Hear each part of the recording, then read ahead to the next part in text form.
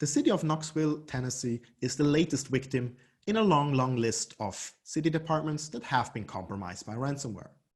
In an overnight attack, a lot of data has been stolen and most of their servers are encrypted. And even now, 1 week after the attack, many of the services are still offline.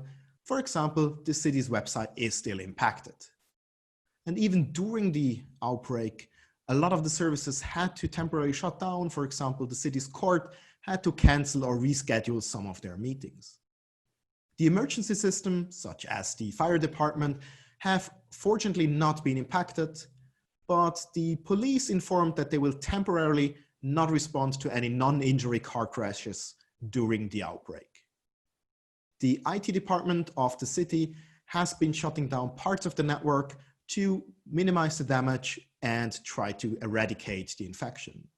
They have also informed that the backups have not been encrypted and they are restoring them at the moment. Currently, the ransomware group behind the attack is unknown, and so is the amount of money that they were blackmailing the city for.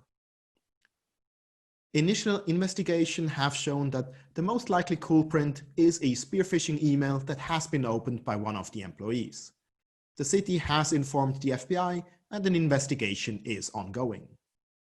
With Acronis Cyber Protect, which not only stops known and unknown ransomware from running, but also offers a fast disaster recovery, such an expensive downtime could have been prevented.